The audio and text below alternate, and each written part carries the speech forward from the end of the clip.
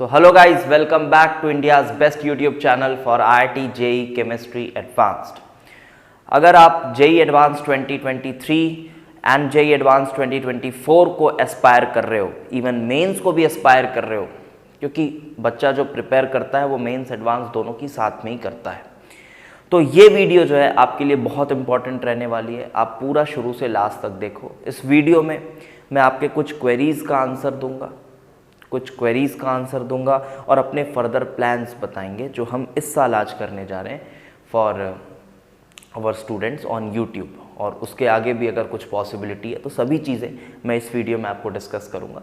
और बिल्कुल जो चीज़ हम कहेंगे वो चीज़ बिल्कुल करेंगे। जैसे अभी 22 वाले बच्चों के साथ जो भी चीज़ कही गई है बहुत अच्छे से उसको किया गया है, ठीक है, और सभी बच्चों ने उसका बहुत बेनिफिट उठाया। इंडिया के कुछ टॉप के बच्चों को पढ़ाने का मौका मिला है, ठीक है। तो चलो बात करते हैं आपके कुछ क्वेरीज। जो पहला क्वेरी था, जो अभी नए बच्चे 24 वाले 23 वाले, कि सर चैनल को अभी हम क्या करें, क्या यूज़ करें सर, समझ में नहीं आ रहा है ना, थोड़ा अलग सा लग रहा है ये, क्या यूज़ करें। क्योंकि नॉर्मल जो चैनल्स होते हैं आप उसमें देखोगे क्या होगा, सिलेबस कंप्लीट कराया जाएगा, बोलने को एडवांस लेवल रहता है। आप मेरे जो मैंने पढ़ाया हुआ है आप उससे कंपेयर कर लो जाके, वो आपको समझ में आ जाएगा कि सच में वो बोलने को एडवांस लेवल रहता है, बस सिलेबस कराया है किसी तरह से। क्योंकि क्या है, सिलेबस अगर कहीं हुआ पड़ा है ना तो बच्चा अपने आप अट्रैक्ट होके वहाँ जाएगा ही जाएगा कि अरे यार वहाँ सिलेबस हुआ पड़ा है। लेकिन यार जो एक्चुअल एडवांस लेवल का सिलेबस होता है, जैसे मैंने एंट्रोपी पढ़ाई है, रियल गैसेस पढ़ाई है, वो उस लेवल का अगर पढ़ाया हो ना कहीं पे, वो एक्चुअल एडवांस लेवल होता है। वहाँ आप बोल सकते हो कि हाँ यार यहाँ कुछ है, अच्छा है, जिसको हम रेलेवेंट मान सकते हैं एडवांस के लिए।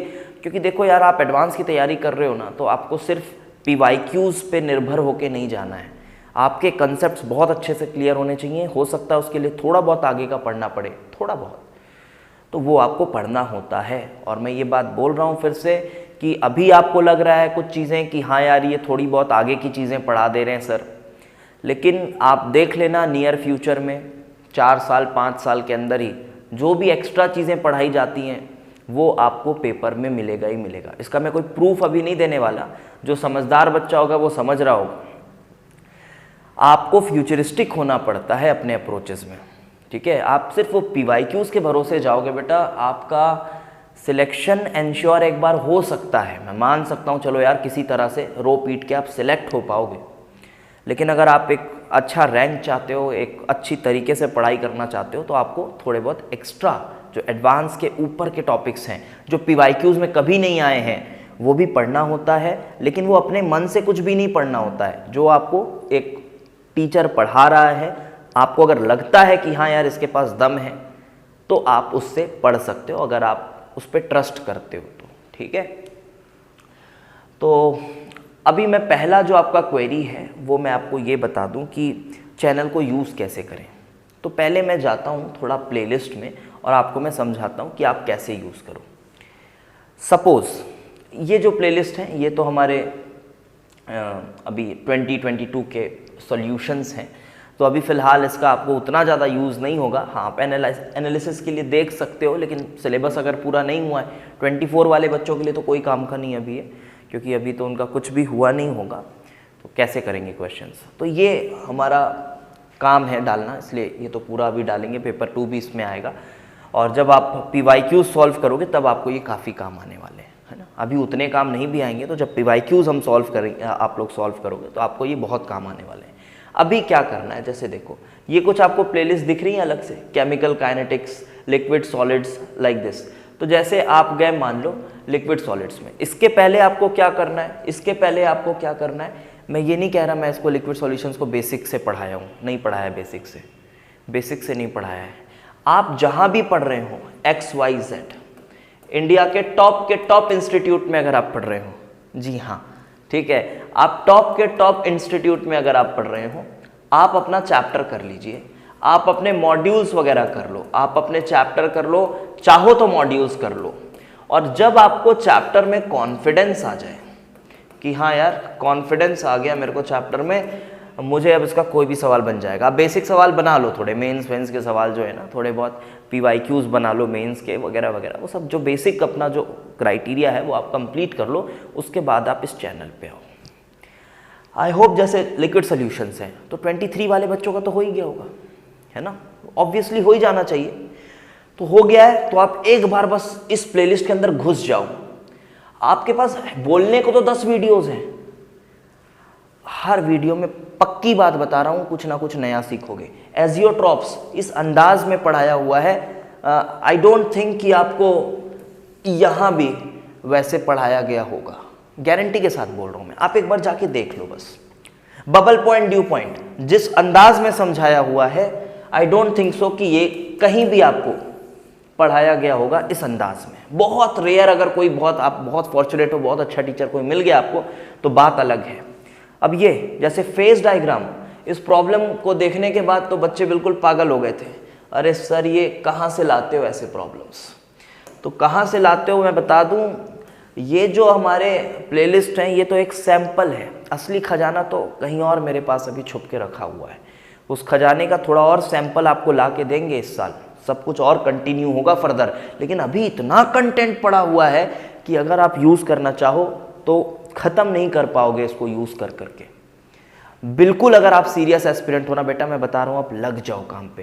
केमिस्ट्री इतनी सॉलिड हो जाएगी ना, कुछ नहीं छूटेगा। और अभी से लग जाओ, ये मत सोचो कि एग्जाम के समय कर लेंगे, बिल्कुल नहीं करना। एग्जाम के समय भी कर लेना, लेकिन अभी आप करना शुरू करो, क्योंकि बहुत बेसिक चीज़ें नहीं हैं ये, आपको समझने में थोड़ा समय लगेगा और इसके बाद आप एक कॉन्फिडेंस फील करोगे चैप्टर में कि हाँ यार कुछ दमदार चीज़ें हमने की हैं।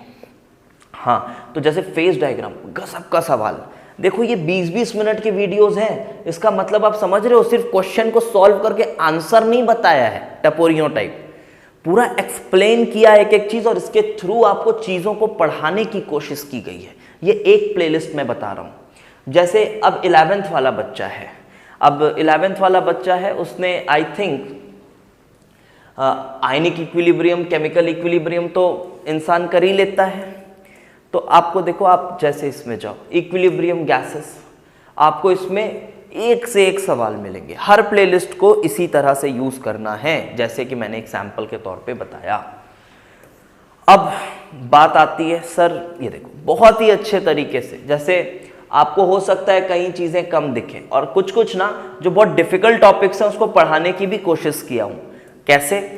जैसे मानो यहाँ पे बहुत कम वीडियोस दिख रहे हैं आपको केमिकल काइनेटिक्स में, आपने गए केमिकल काइनेटिक्स, ठीक है वीडियोस कम है, 4 ही वीडियोस हैं, अभी और आएंगी यार, अभी तो साल भर पड़ा हुआ। और मैंने बताया ये भी सैंपल है, मतलब जो खजाना रखा हुआ है ना, ये उसका 100th पार्ट भी नहीं है, इतना कुछ है बताने को। 10 साल 15 साल भी बताते रहूंगा ना, बताते रहूंगा, तो ये जो सीरीज है ना ये कभी खत्म नहीं होगी और एक से एक नए क्रक्स क्वेश्चंस आपको लाके देते रहूंगा। हाँ, तो जैसे देखो कोलिजन थ्योरी चैप्टर का सबसे मुश्किल पार्ट है और जेईई एडवांस का सबसे फेवरेट पार्ट है। ऑल्दो इस साल नहीं आया सवाल, वो बात अलग है, इस साल का पेपर ही थोड़ा सा मज़ेदार था नहीं उतना, बट जो कोलिजन थ्योरी है ये सबसे इंपॉर्टेंट पार्ट है। और ऐसा पार्ट है बच्चे को समझ में नहीं आता है, समझ आ भी जाता है तो वो गलत तरीके से समझे हुए रहते हैं, लेकिन उनको लगता है हाँ समझ आ गया।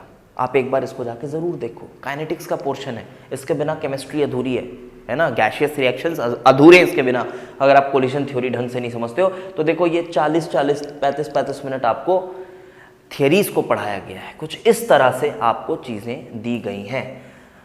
और कुछ प्लेलिस्ट की भी मैं बात कर लेता हूँ। अब बच्चों के मन में आता है सर हम तो 11th वाले हैं, अभी तो हमारा कुछ नहीं हुआ है ढंग से, कोई चैप्टर नहीं हुआ है, तो फिर हम क्या करें। तो उनके लिए मैं बता रहा हूँ, देखो और भी आप देखते जाइए। जैसे सपोज करिए गैसेस आपने पढ़े, मैंने 2 चीज़ों को कवर किया, अभी मैं फर्दर प्लान्स भी बता रहा हूँ मैं भी, है ना, वीडियो में बने रहना, फर्दर प्लान्स भी बता रहा हूँ जहाँ मैं बताऊँ आपको कि अभी हम और फर्दर कौन से चैप्टर्स कंप्लीटली पढ़ाएंगे। जैसे हमने ये 2 चैप्टर अभी आपको पढ़ाया हुआ है, entropy the most difficult part of thermodynamics, तो हमने सबसे डिफिकल्ट पार्ट्स को उठाए हैं। क्यों? क्योंकि नॉर्मल पार्ट्स तो बच्चा कहीं ना कहीं से पढ़ा हुआ रहता है, ऑल्दो उसको भी पढ़ाएंगे तो 20 ही पढ़ाएंगे औरों से, इसकी गारंटी है, लेकिन फिर भी जो ज़्यादा नीड मुझे लगता है वो लगता है जो थोड़े डिफिकल्ट पोर्शंस होते हैं, लाइक एंट्रोपी। 4 लेक्चर्स में पूरी एंट्रोपी पढ़ाई गई है। हाँ, गिब्स एनर्जी इसमें नहीं है अभी, बट पूरी एंट्रोपी पढ़ाई गई है 4 लेक्चर्स में। अगर आपको एंट्रोपी नहीं समझ आई है, आप इसको जाके ज़रूर देखो, मज़ा आ जाएगा आपको। मैं बता रहा हूँ, इंडिया के टॉप के बच्चे इससे बेनिफिट ले चुके हैं इस साल, है ना, और देखना टॉप रैंक्स भी प्रोड्यूस करेंगे, तो आप पूरा मज़ा उठा सकते हो। रियल गैसेस, देखो आइडियल गैसेस तो समझ आ जाता है, लेकिन रियल गैसेस नहीं समझ आता है। अगर आपको लग रहा है ना कि हाँ समझ आ गया रियल गैस को, फिर भी देखो बहुत सारे मिसकंसेप्शंस रहते हैं जो टीचर्स नहीं समझा पाते हैं अच्छे से। मैं यहाँ किसी की बुराई नहीं कर रहा, सच्चाई बता रहा हूँ यार आपको, आप जाके देखो तब आपको समझ में आएंगी चीज़ें। सुपर 5 प्रॉब्लम्स, इसमें चैप्टर वाइज हम प्रॉब्लम्स डालते हैं। जैसे एक चैप्टर आयनिक इक्विलिब्रियम के अच्छे एडवांस क्वेश्चंस आपको करने हैं, थर्मोडायनेमिक्स के एडवांस क्वेश्चन करने हैं, तो इसमें आपको कुछ इस तरह से चीज़ें मिलेंगी। इलेक्ट्रोकेमिस्ट्री 5 प्रॉब्लम्स, आपकी इलेक्ट्रोकेमिस्ट्री हुई है, रियल एडवांस सीरीज वाले प्रॉब्लम्स तो पड़े ही हुए हैं, साथ ही साथ यहाँ भी आप चाहें तो 5 प्रॉब्लम्स। और ये 5 ऐसे कोई टपोरी प्रॉब्लम्स नहीं है यार, इस बात को आप रियलाइज करोगे जब आप इसके अंदर जाके देखोगे, है ना। ऐसे प्रॉब्लम्स नहीं है किसी किताब से छाप के ले आए जेई मेंस लेवल के क्वेश्चन या फिर PYQ उठा के ला रहे करा रहे, ऐसा नहीं है। अच्छे प्रॉब्लम्स कराए गए जहां आपका दिमाग लगेगा। और अगर आप ये 5 प्रॉब्लम्स कर लेते हो तो आपकी इलेक्ट्रोकेमिस्ट्री सॉलिड, बेसिक्स करने के बाद आप ये करते हो, सॉलिड फील करोगे आप, आयनिक सॉलिड फील करोगे, थर्मोडायनेमिक्स सॉलिड फील करोगे। और देखो आप चैप्टर्स भी मैंने वही उठाए हैं जो एडवांस के पॉइंट ऑफ व्यू से बहुत ज़्यादा इंपॉर्टेंट हैं। इस साल भी आयनिक इक्विलिब्रियम हो गया, थर्मोडायनेमिक्स हो गई, इलेक्ट्रोकेमिस्ट्री हो गई, सवाल तो एडवांस में इससे ही आए हैं ज़्यादातर, अगर फिजिकल केमिस्ट्री की बात की जाए, और इसी से आएंगे क्योंकि दमदार चैप्टर्स तो यही हैं, है ना। और ऑर्गेनिक केमिस्ट्री का मेरा ये कहना है कि मैं ऑर्गेनिक केमिस्ट्री को एक सिंगल चैप्टर मान के चलता हूँ। जो मेरे पुराने बच्चे हैं वो इस बात को जानते होंगे, ऑर्गेनिक केमिस्ट्री को मैं चैप्टर वाइज नहीं डिवाइड करता, नहीं होता यार, वो चैप्टर वाइज बहुत लल्लू सवाल बनते हैं चैप्टर वाइज करने पे। ऑर्गेनिक केमिस्ट्री को मैं ऑर्गेनिक केमिस्ट्री मानता हूँ, और ऑर्गेनिक केमिस्ट्री के प्रॉब्लम्स आप तब करो मेरे जब आपकी ऑर्गेनिक केमिस्ट्री हो गई है ना। जब आपकी ऑर्गेनिक केमिस्ट्री हो गई है, आपको रिएक्शंस याद हो गए, पूरा ऑर्गेनिक केमिस्ट्री बढ़िया हो गया है, चलो मान लो प्रैक्टिकल ऑर्गेनिक केमिस्ट्री नहीं हुआ है, बायोमॉलिक्यूल्स नहीं हुआ है, पॉलीमर्स नहीं हुआ है, इनको एक्सक्लूड कर दो, रिएक्शन मैकेनिज्म हो गया है, आइसोमेरिज्म हो गया है, उसके बाद फिर आपके जो भी फंक्शनल ग्रुप्स के जितने रिएक्शंस हैं आपने अगर पढ़ लिए हैं, उसके बाद आप जाओ ऑर्गेनिक केमिस्ट्री वाली प्लेलिस्ट देखें। ऑर्गेनिक केमिस्ट्री वाली प्लेलिस्ट अगर मैं आपको दिखाऊं तो आप पाओगे कि आपके पास मोर देन 45 वीडियोस हैं रियल एडवांस सीरीज में। मतलब ये 45 क्वेश्चंस अगर आप कर लोगे तो ऑर्गेनिक केमिस्ट्री, अरे बाप रे, बहुत सॉलिड हो जाएगी। ठीक है, लेकिन तभी करो जब आपको ऑर्गेनिक आती है। एक बार ऑर्गेनिक अपनी कॉपी से आप लोग पढ़ लियो, उसके बाद करो, तब आपको मज़ा आ जाएगा करने में। अच्छा, रैंक बूस्टिंग कंसेप्ट्स में मैं क्या करता हूँ कि छोटे छोटे कंसेप्ट्स बताता हूँ, और ऐसे कंसेप्ट जो लोगों को ज़्यादा पता नहीं होते हैं। ठीक है, इसको भी अभी अपन कंटिन्यू करने वाले हैं। फिर आती है हमारी इनऑर्गेनिक की रिएक्शन सीरीज, महा इंपॉर्टेंट। इस साल के जेईई एडवांस 2022 के पेपर में बहुत सारे क्वेश्चंस हमारे इन रिएक्शन से आए हुए हैं। अब मैं कोई स्क्रीनशॉट चिपका के बचपना नहीं करूंगा कि देखो ये वाले पार्ट से ये क्वेश्चन आया है, वो बचपना है ना। पढ़ाई वो कोई सरप्राइज नहीं है हमारे लिए कि आया है, अरे भाई पढ़ाई इसलिए थे कि आएगा, ठीक है, और आया है। लोगों को देखा है भी मैंने, बहुत बचपना करते हैं पेपर एनालिसिस के नाम पे, अपने स्क्रीनशॉट चिपकाते हैं, एकदम फालतू क्वेश्चन जो मतलब ऑब्वियस है, कोई ऐसा भी नहीं कि out of the box prediction हुआ है कुछ, है ना। तो वो नहीं कर रहे, बस आप मान लो और आप पेपर से जाके खुद ही टैली कर सकते हो। बहुत सारे रिएक्शंस इस साल के पेपर में इस रिएक्शन सीरीज से आए हैं। हाँ, ऑब्वियसली हर वीडियो से कुछ आया ऐसा नहीं हो सकता, बहुत सारे रिएक्शंस आए हैं और आने वाले समय में भी बहुत सारे रिएक्शंस इससे आएंगे। यहाँ हम रैंडम रिएक्शंस डिस्कस करते हैं। अगर आप इनऑर्गेनिक केमिस्ट्री आपकी हो गई है स्ट्रॉन्ग, आपने पढ़ लिया है, क्वालिटेटिव वगैरह पढ़ लिया है, उसके बाद आप इसको फॉलो कर सकते हैं, बहुत अच्छे से फॉलो कर सकते हैं। फिलहाल तो मैं आपको चैप्टर वाइज क्लेडन का जो सबसे इंटीग्रल पोर्शन है, कौन सा है वो इंटीग्रल पोर्शन, रिएक्शन मैकेनिज्म्स में सब्स्टिट्यूशन और एलिमिनेशन। अगर आप आप कब फॉलो करोगे, ये आप फॉलो करोगे तब जब आपने बेसिक जनरल ऑर्गेनिक केमिस्ट्री और बेसिक रिएक्शन मैकेनिज्म्स आपने पढ़ी हुई है। उसके बाद अगर आपको और अंडरस्टैंडिंग डेवलप करनी है सब्स्टिट्यूशन एलिमिनेशन, बिकॉज मैं बता रहा हूं ये सबसे इंपॉर्टेंट पार्ट है रिएक्शन मैकेनिज्म का। अगर आपको इनके बीच का डिफरेंस समझ में आने लग रहा है ना, मतलब समझ लो आपकी ऑर्गेनिक तगड़ी हो गई है, बहुत स्ट्रांग हो गई है। तो इसमें मैंने क्लेडन के 8 वीडियोस के थ्रू, और ये बहुत बड़े बड़े वीडियोस हैं, लगभग 40-50 मिनट के तो होंगे ऑन एन एवरेज, इसके थ्रू मैंने आपको पूरा सब्स्टिट्यूशन एलिमिनेशन पढ़ाया है क्लेडन से। जो इंपॉर्टेंट पोर्शन है, क्लेडन बच्चा नहीं पकड़ के पढ़ सकता क्योंकि उसमें बहुत सारी चीज़ें ऐसी हैं जो आपके लिए उतना रेलेवेंट नहीं है, बट यहाँ जो पढ़ाया गया है ये बिल्कुल प्योर जो आपके एडवांस में इम्पॉर्टेंट है। इवन क्लेडन एक ऐसी किताब है, मैं बता दूँ आपको, डायरेक्ट क्वेश्चन उठ के आते हैं इससे जेईई एडवांस में, और अगर किसी बुक से ऐसे डायरेक्ट क्वेश्चन उठ के आ रहे हैं ना तो उस बुक की जो वैल्यू है वो बहुत ज़्यादा है।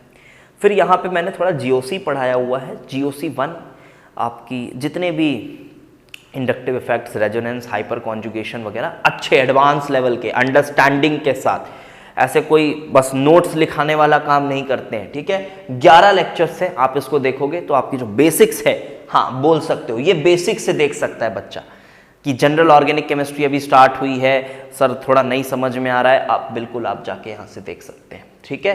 तो आई होप मैंने आपको ये समझा दिया है कि आप इसको यूज़ कैसे करें। इवन इस बार जो हमारे ये पीओसी जेईई मेंस करके प्लेलिस्ट मैंने बनाया है ना, इससे 2-3 क्वेश्चन आए हैं, केरियस मेथड पूछ लिया गया था। सिंस लोगों को लगता है कि ये टॉपिक उतना इम्पोर्टेंट नहीं है, लेकिन मैंने इसको अलग से प्लेलिस्ट बना के डाली हुई थी, ठीक है। इस बार केरियस मेथड आया है, उसके बाद नाइट्रोजन का डिटेक्शन, सल्फर का डिटेक्शन, सब कुछ इसके अंदर पढ़ाया हुआ है, ठीक है। एडवांस के पेपर में चीज़ें मिली हैं। अब मैं आपको बताता हूँ अपने फर्दर प्लान्स कि हम अब फर्दर क्या करने जा रहे हैं। मैं अब आपको बताता हूँ अपने फर्दर प्लान्स। तो देखो, सबसे पहले मैं आपको ये बोलता हूँ कि आप जो टेलीग्राम ग्रुप है वो अभी ज्वाइन कर सकते हो आप, ठीक है। टेलीग्राम जो ग्रुप है वो ज्वाइन कर सकते हो। फिलहाल के लिए डिस्क्रिप्शन में इसका आपको लिंक मिल जाएगा। फिलहाल के लिए तो ये टेम्पररी है, बट ऐसा मैंने सोचा है कि नियर फ्यूचर में थोड़ा इसको ठीक से इसके साथ कुछ किया जाएगा। तो फिलहाल तो अभी आप उसको ज्वाइन कर लो, वहाँ मैं आपको कुछ अच्छे क्वेश्चंस और वगैरह वगैरह चीज़ें हम करेंगे नियर फ्यूचर में। फ़िलहाल टेम्पररी है, फ़िलहाल मैं इसमें उतना एक्टिव नहीं हूँ। थोड़ा सा अपन के पास और ऑडियंस आए, उसके बाद हम इसको फ़िल्टर करके कुछ इसके साथ अच्छा करेंगे, ये गारंटी है, ठीक है, आपको बता रहे हैं। तो आप फ़िलहाल ये कर सकते हो। उसके बाद जो हम अभी चैप्टर अगला पढ़ने वाले हैं वो हम 2024 और 2023 वाले बच्चों को दिमाग में रखते हुए अगला चैप्टर आपको पढ़ाएंगे। चैप्टर मतलब पूरा चैप्टर पढ़ाओगे? पूरा चैप्टर नहीं, आप समझो। आपने एटॉमिक स्ट्रक्चर पढ़ा है? सभी ने पढ़ा होगा। कौन सा पोर्शन सबसे डिफिकल्ट लगता है, बताओ मुझे। सर सब कुछ तो ठीक ठीक समझ आ जाता है। आपको वैसे लगता है कि ठीक ठीक समझ आता है, बट वो ठीक ठीक समझ आता नहीं है। ठीक ठीक समझ आ जाता है सर, बट जो क्वांटम मैकेनिकल मॉडल है ना वो थोड़ा सा परेशान करता है। वो तो समझ ही नहीं आया सर, है क्या। बस ग्राफ्स रट लिए हैं, थोड़े बहुत फॉर्मूलाज बता दिया है टीचर ने, वो रट लिए हैं सर, बस हो गया। इससे ज़्यादा तो कुछ नहीं किया है। क्वांटम नंबर लिखना सीख गए हैं, इलेक्ट्रॉनिक कॉन्फ़िगरेशन लिखना सीख गए हैं, बस सर हो तो गया ना, और क्या पढ़ना होता है। तो बस हम इसी टॉपिक को आपको पढ़ा रहे होंगे। And this is the most difficult part of not even atomic structure, सिर्फ एटॉमिक स्ट्रक्चर का नहीं, ये मैं बोलूँगा 11th की केमिस्ट्री अगर उठाई जाए, जैसा एंट्रोपी पोर्शन है, जैसा रियल गैस पोर्शन है, जैसे गिब्स एनर्जी एक पोर्शन है, लगभग उतना ही मुश्किल मैं इसको रेट करता हूँ क्वांटम मैकेनिकल मॉडल को, ठीक। तो हम इसको पढ़ रहे होंगे अभी नियर फ्यूचर में। आपको इसके लिए क्या प्री रिक्विजिट है?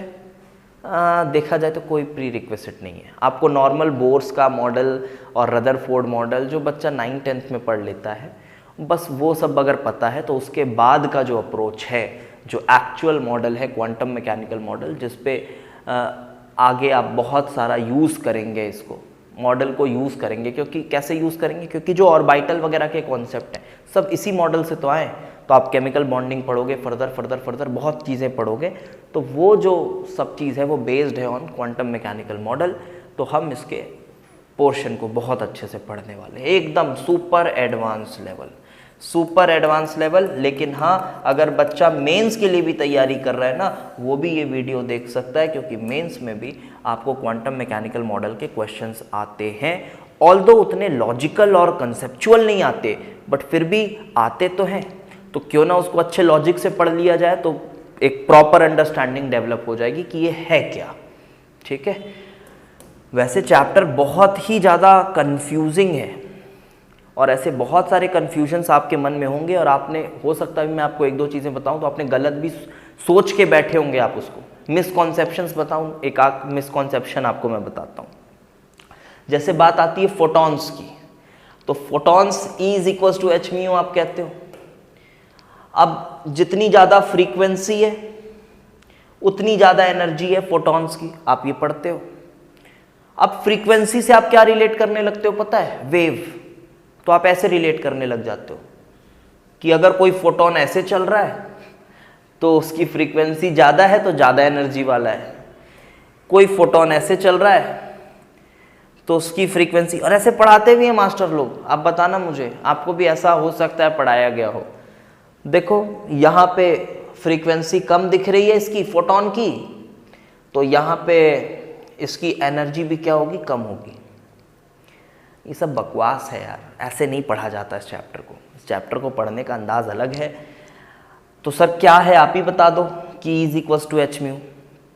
तो एक्चुअली में मैं आपको सही आंसर दूं तो पता नहीं एक्चुअली में क्या है। हम बहुत सारी इसमें ऐसी चीज़ें हैं जिसको हम सोच नहीं सकते, समझ रहे हो?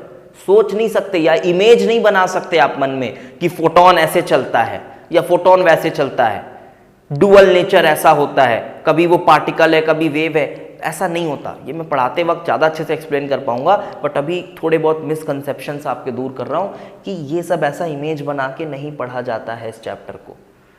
ठीक है, हो सकता है पढ़ा होगा आपने, ये बहुत फेमस चीज़ है, देखा है मैंने। फिर हाइजेनबर्ग अनसर्टेनिटी प्रिंसिपल वगैरह जो है उसको भी लोग समझा देते हैं, पता नहीं कैसे बट समझा देते हैं।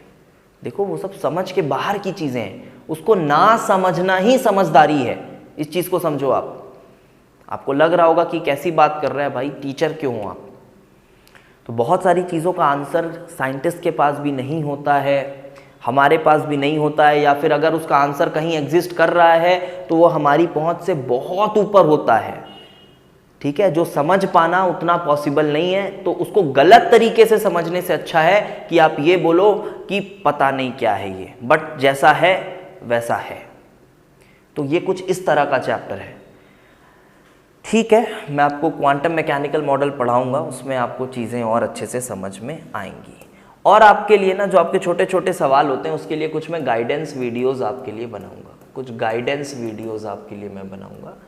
लाइक जो क्वेश्चंस, क्या क्वेश्चंस, नॉर्मल क्वेश्चंस सब्जेक्ट से रिलेटेड। इसमें आप ये एक्सपेक्ट मत करना कि मैं आपको यहाँ पे वो सब पे वीडियोस बनाऊंगा कि how to avoid distractions, how to avoid social media, है ना। ये सब नौटंकीबाजी मैं नहीं कर रहा बिल्कुल। ठीक है, मैं यहाँ पे जो भी आपको गाइडेंस वीडियोस दूंगा वो सब्जेक्ट पे रिलेटेड गाइडेंस वीडियोस हम देंगे, ना कि ये फालतू की बातें कि how to stay motivated every time, ये वगैरह वगैरह जो भी टॉपिक्स चलते हैं, क्या बोलें, सब्जेक्ट रिलेटेड। कुछ एग्जाम्पल्स मैं आपको दे रहा हूँ, आप क्वेश्चंस मेरे से पूछ सकते हो इससे रिलेटेड। मुझे जो भी क्वेश्चन बहुत कॉमन लगेगा उस पर हम वीडियोस बनाएंगे समय समय पे, सब्जेक्ट से रिलेटेड। जैसे सबसे जो बेसिक क्वेश्चन होता है, जो बच्चा 11th में घुसता है तभी पूछता है, ये बुक्स वाला जो क्वेरी है, सभी को रहता है सर बुक्स कौन सी यूज़ करें, इनऑर्गेनिक केमिस्ट्री कैसे पढ़ें, एडवांस और मेंस के पेपर में सर मेंस के अप्रोच में क्या डिफरेंस होना चाहिए,